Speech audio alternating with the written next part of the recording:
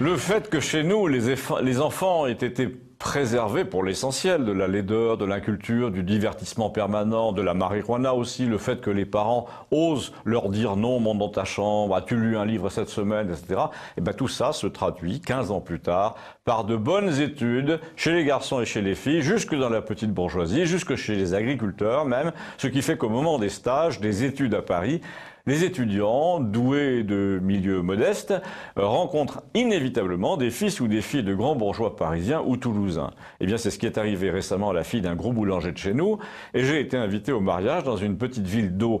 qui comportait un casino et un grand hôtel dans les Pyrénées, et je me suis retrouvé donc à une table dans l'énorme salle à manger avec les 5 personnes de Campagnol qui avaient été jugées dignes de l'événement. La mère de la mariée avait d'ailleurs vendu la mèche en me disant « Vous parlez l'anglais, ça tombe bien ». J'ai donc discrètement mené l'enquête pour savoir pourquoi ça tombait bien. Et en fait, les futurs mariés habitaient ensemble à New York depuis 1 an. Ils y avaient fait leur stage d'HEC et une part non négligeable des invités allait arriver de New York directement à Toulouse parce que c'était des copains de boulot, nous entend expliquer. Donc le jour venu, ça parlait anglais devant l'église et déjà on pouvait se douter qu'on avait changé de monde parce qu'à la place du photographe traditionnel, il y avait un drone qui vous filmait et qui virevoltait de groupe en groupe comme ça, comme une grosse araignée volante. Ensuite, pendant le cocktail, tout avait l'air normal, mais c'est pendant le dîner qu'on a vu se déchaîner un phénomène observable dans la plupart des mariages, même ceux qui ne réunissent pas 2 jeunes gens employés à New York, même dans la bourgeoisie moyenne, c'est l'américanisation générale des usages. Quand on a assisté à l'équivalent à Philadelphie ou à Los Angeles il y a 10 ans, on est stupéfait de reconnaître dans la façon dont se déroule le cérémonial pendant le dîner tous les tics de civilisation propres au monde américain.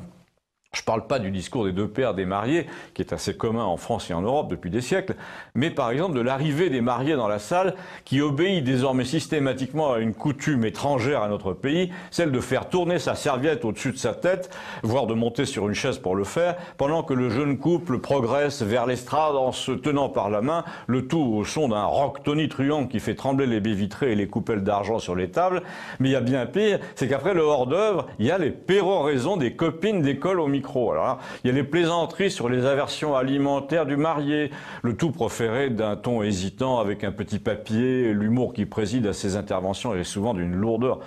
extrêmement pénible pour les invités, mais c'est rien encore auprès du commentaire qui accompagne le petit film vidéo, naturellement projeté sur grand écran dans une salle éteinte, ce qui fait que vous pouvez même pas picorer dans votre assiette faute de voir ce qui s'y trouve,